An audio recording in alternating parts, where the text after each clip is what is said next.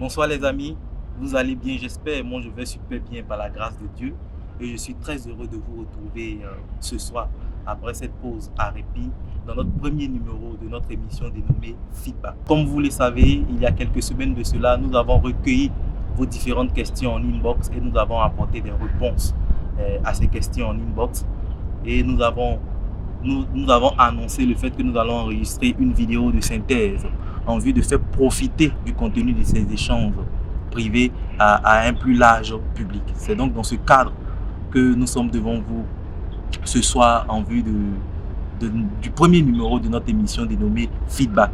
Émission qui deviendra, on va dire, périodique et qui permettra à chaque pause de faire une synthèse de tout ce que nous avons abordé comme thème, qui nous permettra de vous donner la parole afin de recueillir votre ressenti et de recueillir vos préoccupations. Donc sans plus tarder, nous allons y aller pour le premier numéro juste après le générique.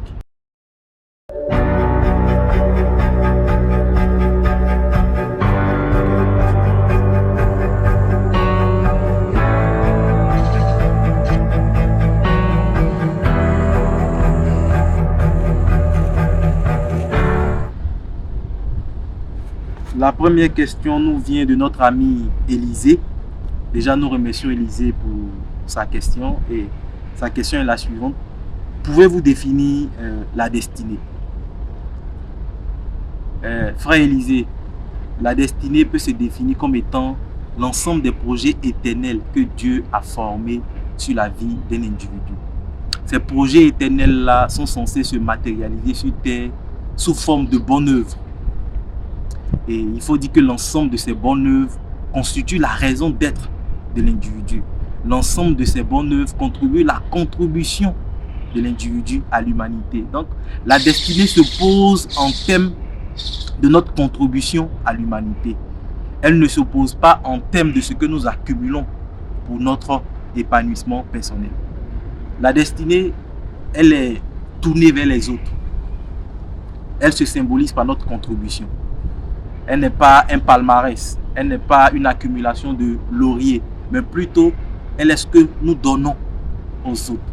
Donc, l'ensemble des bonnes œuvres que Dieu a préparées afin que nous les pratiquions dans l'intérêt de nos semblables, de notre génération et des générations qui vont venir après nous.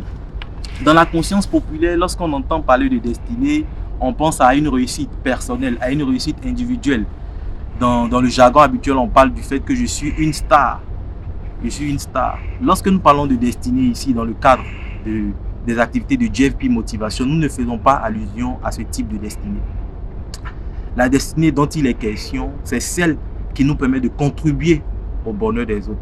C'est celle qui nous permet d'apporter notre contribution à l'humanité.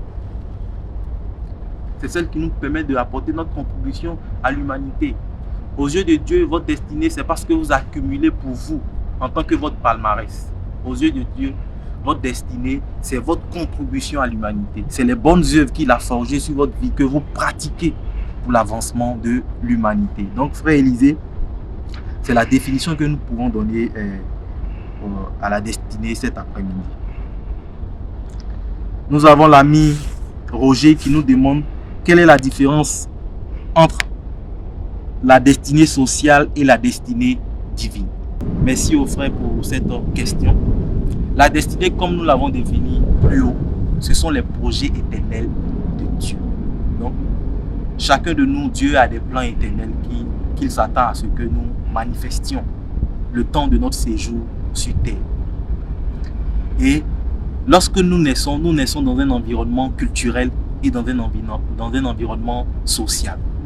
Et force est de constater que généralement cet environnement culturel et cet environnement social nous donne une trajectoire qui n'est pas toujours en accord avec la trajectoire que Dieu dans sa souveraineté a fixée pour nous. Donc, la destinée culturelle ou la destinée sociale peut coïncider avec la destinée divine. Dans le cas d'espèce, il n'y a pas de problème. Il n'y a pas de conflit. Mais il s'avère, et ça c'est dans la majorité des cas, que la destinée sociale et la destinée culturelle soient contraire carrément à la destinée divine. C'est en ce moment-là que on va dire qu'une lutte s'engage parce que la personne se sentit tiraillée par la destinée sociale, par la destinée culturelle et par la destinée divine. La destinée sociale d'un individu peut être quoi? C'est un individu qui a fait l'école classique, on va dire qu'il a fait des études de droit et ses études se sont soldées par un diplôme en droit qui l'appelle à être soit magistrat, soit à être juriste ou toute autre activité qui découle de ce genre de formation. Donc ça c'est sa destinée sociale. À partir des études que quelqu'un a fait, on peut voir sa destinée sociale, on peut tracer sa destinée sociale. La destinée culturelle peut être par exemple certaines personnes qui sont issues de lignées royales. Dans leur destinée culturelle, elles sont appelées à devenir rois. Elles sont appelées à monter sur le trône. Ça, c'est la destinée culturelle. Mais il arrive que la destinée divine soit différente de ces deux destinées. C'est là qu'il y a un combat qui s'engage. Donc, frère Kinimo, pour répondre à ta question, il faut dire que il y a des cas où la destinée divine correspond à la destinée culturelle et à la destinée sociale. Il y a des cas aussi où la destinée divine ne correspond en aucun cas à la destinée sociale ni à la destinée culturelle. Elle est carrément opposée. Et il y a un troisième cas où la destinée sociale et la destinée culturelle ne sont pas opposées à la destinée divine, mais ces deux destinées-là servent de tremplin pour que l'individu entre dans sa destinée divine. Elles servent d'antichambre de formation de cet individu afin qu'il puisse entrer dans sa destinée divine.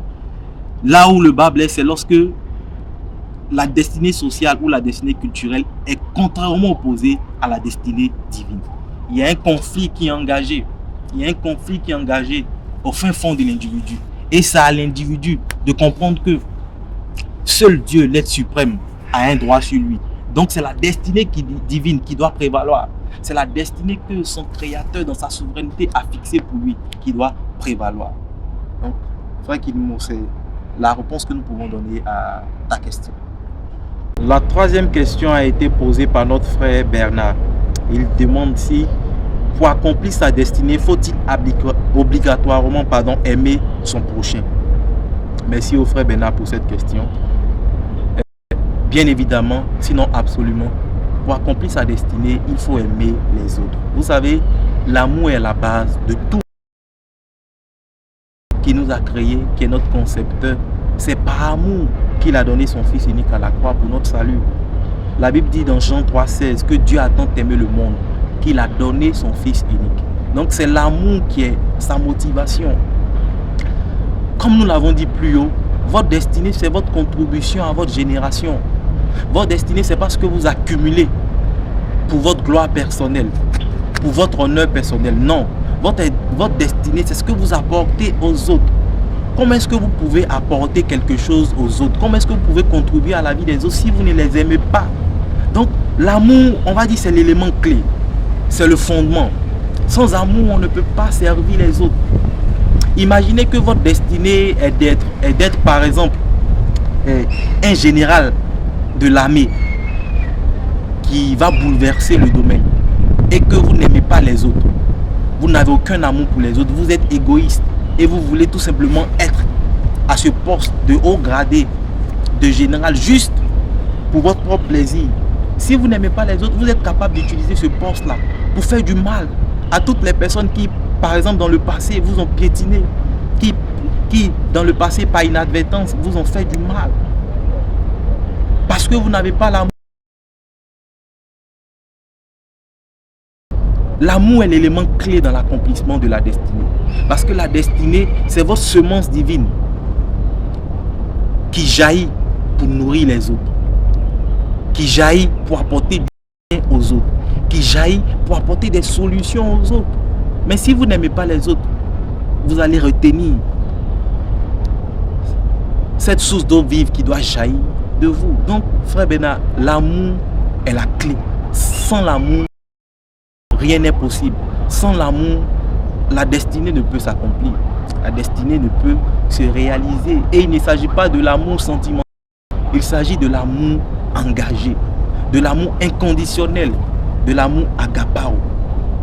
Pour les autres, le fait de se soucier d'eux, le fait de penser en termes de qu'est-ce que je peux faire pour les autres et non en termes de qu'est-ce que je peux faire pour mon bien-être. L'amour est l'élément clé. Donc, il faut forcément aimer les autres pour accomplir sa destinée. Sinon, sans amour, votre destinée sera dévoyée. Votre destinée sera utilisée à de mauvais fins. Votre destinée sera utilisée pour faire du mal aux autres. Or, ce n'est pas cela. Votre destinée, c'est votre contribution au bien-être et à l'avancement de l'humanité. Donc, l'amour est une condition sine qua non pour accomplir sa destinée.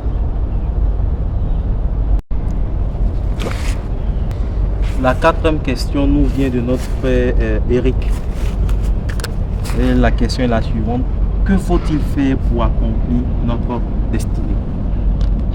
Merci à l'ami Eric pour cette question. Jésus, lors de son passage sur terre, avait assimilé le royaume des cieux à un grain de sénévé.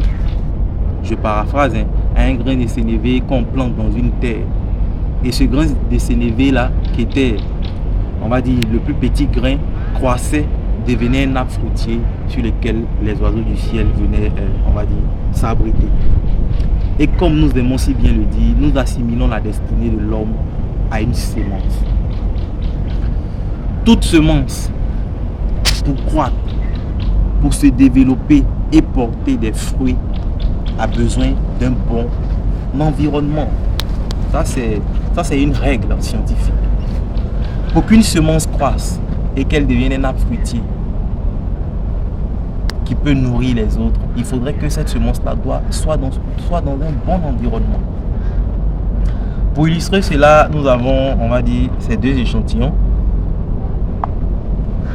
D'abord, vous voyez que c'est la même plante, c'est la même plante, mais qui sont dans deux environnements différents. Cette plante-ci, elle est dans un environnement corrompu. Vous voyez qu'il y a un mélange de deux terres différentes. Donc, on va dire que la première couche de terre a corrompu la seconde couche de terre. Et on voit que dans cet environnement, cette plante-là n'a pas porté de fruits. On va assimiler les fleurs à des fruits. N'a pas porté de fruits. Cette même plante, dans un autre environnement qui n'est pas corrompu, dans un autre environnement qui est pur, croît et porte des fruits. La différence entre ces deux, c'est l'un, parce que c'est la même semence qui a été plantée. Il en va de même pour nous. Nous sommes une semence qui a besoin d'être dans un bon environnement pour se développer et pour porter des fruits. Donc, frère Eric, pour accomplir ta destinée, tu dois travailler à créer le bon environnement. Concrètement, c'est quoi créer le bon environnement en tant qu'être humain? Nous sommes tripartites. Nous sommes esprit, nous sommes âme et nous sommes corps. Et nous vivons dans un environnement physique. C'est-à-dire que tu dois créer, sinon vous devez créer non seulement un environnement spirituel, mais un environnement mental et un environnement physique qui favorise l'éclosion de cette semence qui est en vous, qui favorise la croissance de cette semence qui est en vous. Si nous prenons le volet spirituel, vous devez créer un environnement spirituel qui permette à votre semence de croître. Cet environnement spirituel peut consister en la prise au sérieux de votre relation personnelle avec Dieu, notre Père Céleste, notre Abba, par votre foi en Jésus-Christ. La création de cet environnement spirituel peut vous emmener à avoir une vie de prière régulière, non ponctuelle, non occasionnelle, mais continue. Doit vous emmener à avoir une vie de méditation, de lecture et d'étude de la parole continue. La création de cet environnement spirituel doit vous emmener à avoir des moments de consécration personnelle dans la présence de notre Abba, notre Père Céleste, car il est le concepteur et il est également celui qui accomplit notre destinée au travers de nous. Donc ça, c'est concernant l'environnement spirituel. C'est de lire des livres d'autres spirituels qui vont entretenir votre être intérieur pour que vous deveniez fort spirituellement. Ça, c'est au niveau de de l'esprit. C'est quelques exemples que nous pouvons citer de façon pratique pour accomplir sa destinée. Au niveau mental, dans votre mental, il y a votre intellect. Si votre destinée est de devenir un grand médecin qui va révolutionner le domaine de la médecine, vous êtes d'accord avec moi que si intellectuellement vous n'avez pas les compétences, vous n'avez pas les connaissances de médecin, peu importe la prophétie qui est sur votre vie, vous n'allez jamais accomplir votre destinée de grand médecin. C'est à dire que cette destinée de grand médecin doit s'accompagner plutôt d'un environnement intellectuel idéal. Cela va consister en la fréquentation de facultés de médecine, en dehors même des facultés, en la lecture de livres, sous vos propres initiatives, à la participation à des colloques et bien d'autres activités qui vont vous affiner intellectuellement. Il en va de même dans tous les domaines de votre être. Physiquement, vous devez veiller sur votre santé. Veillez sur votre santé. Sur le plan relationnel, vous devez veiller à vos associations avec les autres. Vous devez veiller à votre cercle restreint, à ceux que vous appelez vos amis. Vous devez travailler à créer un environnement idéal à l'accomplissement de votre destinée. La 5e question est celle de notre sœur Nicole. Sa question est la suivante. Le péché peut-il modifier notre destinée? Donc, sa question est de savoir si le péché peut modifier notre destinée. On va dire non. Le péché ne peut pas modifier votre destinée aux yeux de Dieu. Cependant, le péché peut vous empêcher d'accomplir votre destinée.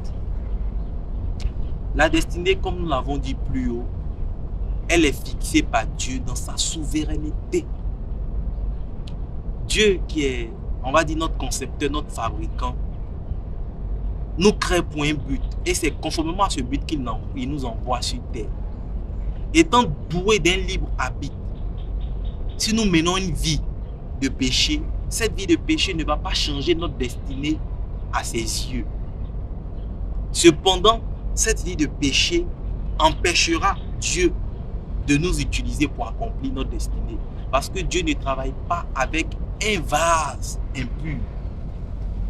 Sinon, il ne travaille pas avec un vase qui décide volontairement d'être dans l'impureté. Votre destinée empêche votre cohabitation avec Dieu. Si vous n'avez pas de cohabitation avec Dieu, il est impossible que vous accomplissiez votre destinée. Parce que votre destinée, non seulement Dieu est celui qui la fixe, mais c'est également Dieu qui accomplit votre destinée au travers de vous. Mais si vous menez une vie qui ne lui plaît pas, si vous menez une vie qui ne l'honore pas, il ne pourra pas cohabiter avec vous. Donc, par voie de conséquence, vous serez dans l'incapacité d'accomplir votre destinée. Mais cela ne change pas votre identité à ses yeux. Au contraire, Dieu ne se repent pas de ses dons et de ses appels. Cependant, votre libre arbitre peut vous empêcher d'accomplir votre destinée dans la mesure où vous pouvez de façon volontaire décider de mener une vie qui empêche Dieu d'œuvrer avec vous. Le péché empêche Dieu de travailler avec nous. Et le prophète Ésaïe, il a bien dit dans Ésaïe 59, 1 à 2, non, la main de l'Éternel n'est pas trop courte pour vous sauver, ni son oreille trop dure pour vous entendre. Mais ce sont vos crimes qui mettent une séparation entre vous et Dieu. Ce sont vos péchés qui vous cachent sa face et l'empêchent de vous écouter. Le péché nous sépare de Dieu. Aussi longtemps que nous serons séparés de Dieu, on ne peut pas accomplir notre destinée. Non. C'est une impossibilité.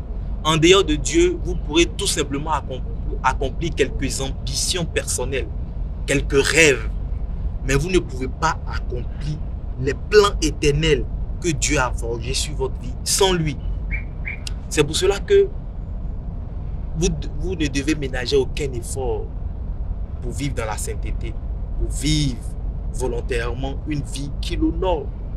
Donc, la sœur Nicole, c'est la réponse que je peux te donner.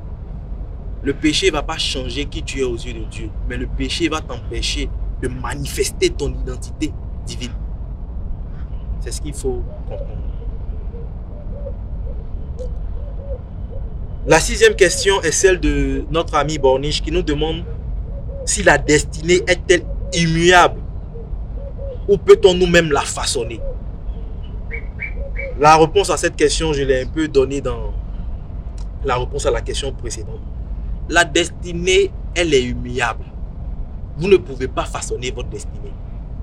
Vous ne pouvez pas influer, en tout cas sur la définition du contenu de votre destinée. Non. Ça, c'est Dieu dans sa souveraineté.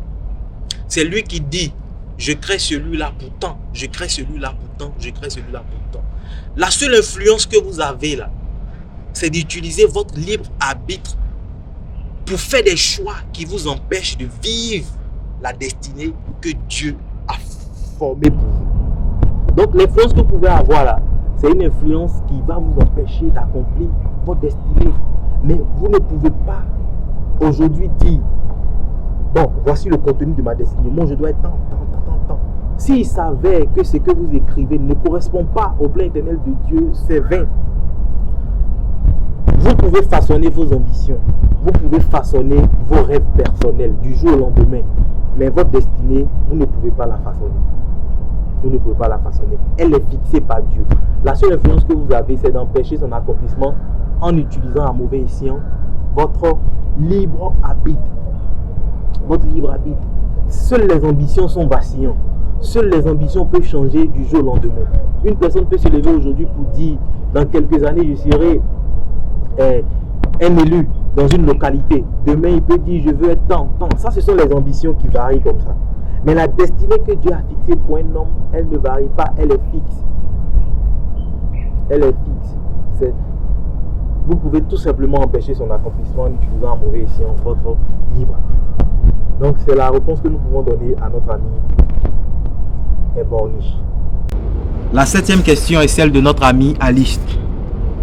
Elle nous demande comment peut-on reconnaître un homme de destinée. Merci à la sœur Alice pour cette question. Bon, les caractéristiques pour reconnaître un homme de destinée sont multiples, mais je vais citer quelques caractéristiques parmi tant d'autres. La première caractéristique d'un homme de destinée, c'est que c'est un homme qui a une vision. Je dis bien une vision. Je ne dis pas un homme qui a des ambitions. Non. La vision, elle est tournée vers les autres. La vision, elle est philanthrope.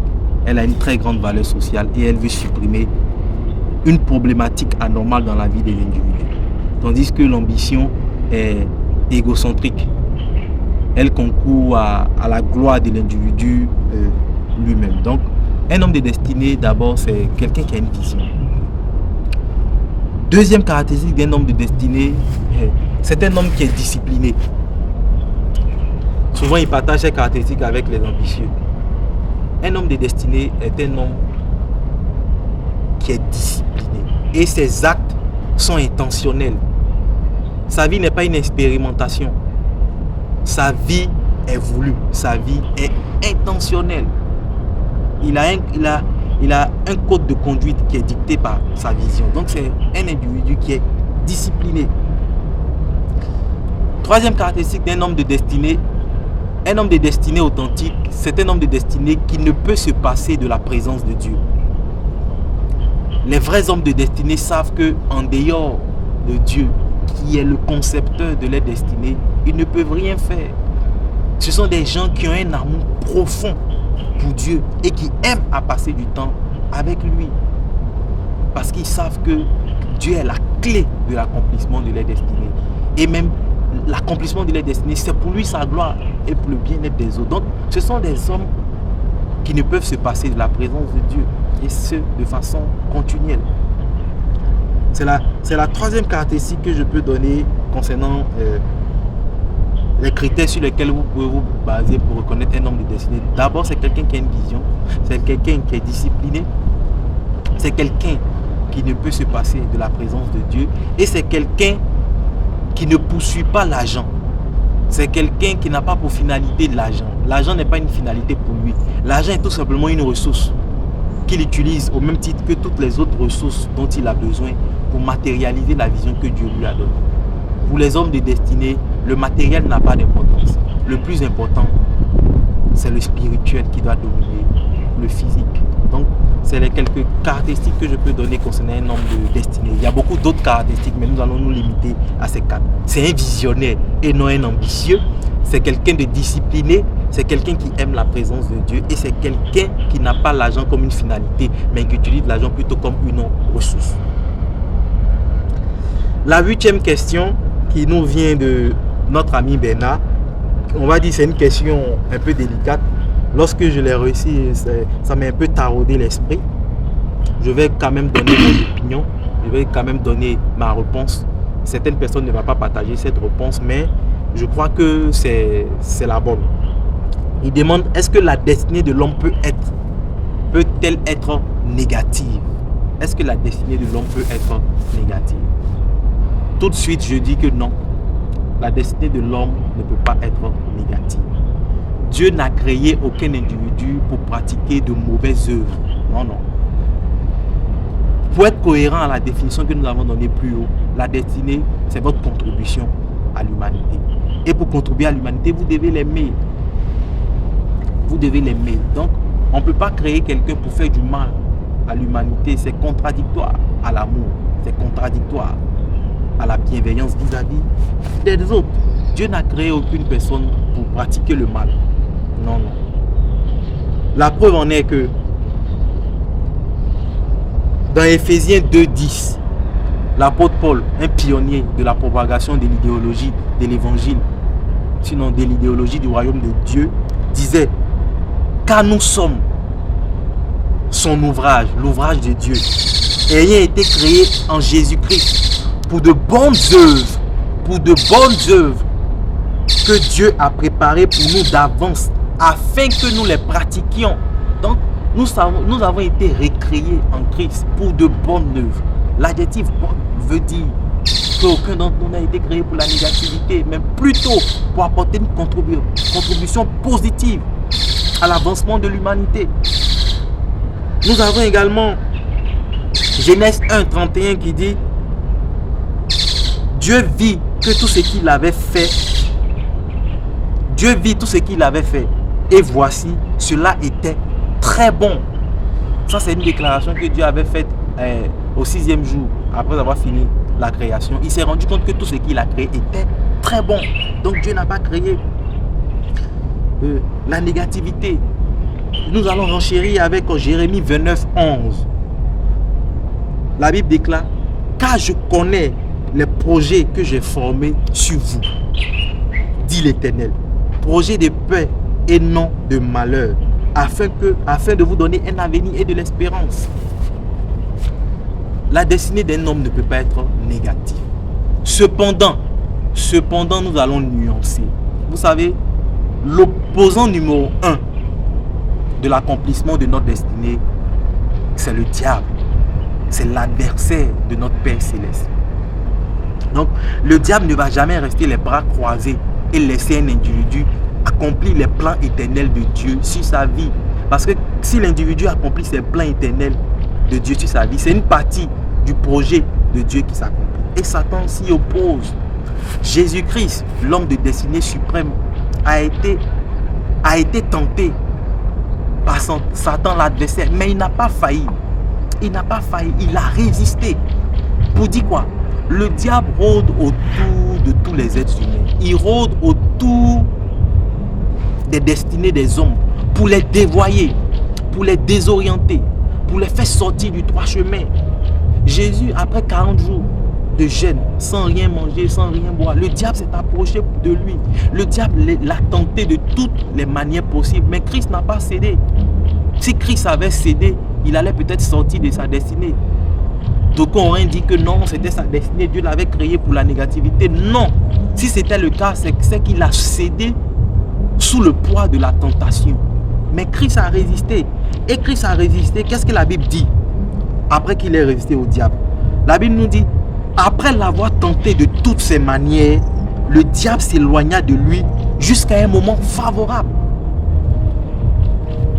Le diable tente tous les hommes qui sont en train de marcher pour accomplir les plans éternels de Dieu sur leur vie. C'est à eux de résister pour ne pas laisser le diable les dérouter. Le diable rôde. L'apôtre Pierre dira, soyez sobres, veillez. Votre adversaire, le diable, rôde comme un lion rugissant, cherchant qui il dévorera. Donc le diable rôde.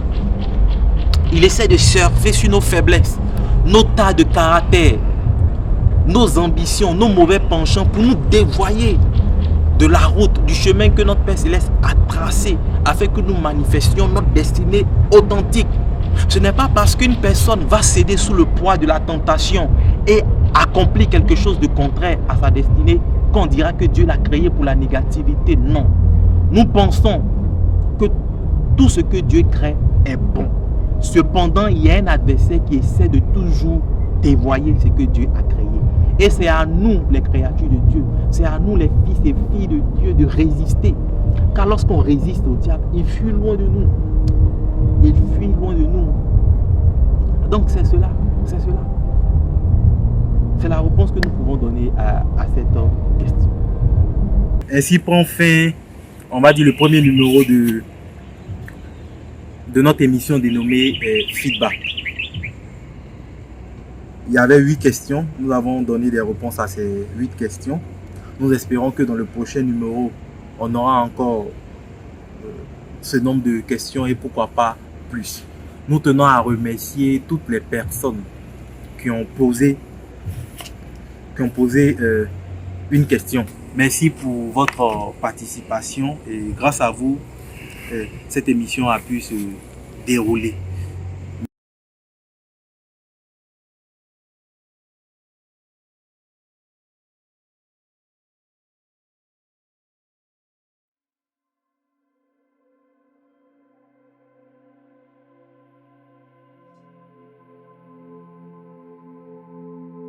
Amis à s'abonner pour qu'ils puissent profiter également du contenu de cette page. Cette émission, comme nous l'avons dit à l'entame, deviendra périodique. Nous allons vous donner de temps à autre la parole afin que vous puissiez rebondir sur nos différents contenus. Aussi bien ceux qui sont actifs sur la page comme ceux qui ne sont pas actifs, qui nous écoutent silencieusement, mais qui dans la rue ou bien qui dans la vie privée nous interpelle pour nous féliciter de ce que nous faisons. Partager et que ce contenu-là puisse profiter à beaucoup de personnes et édifier bien des personnes. Merci, merci et à la prochaine pour un nouveau numéro de notre émission Feedback. Au revoir les amis.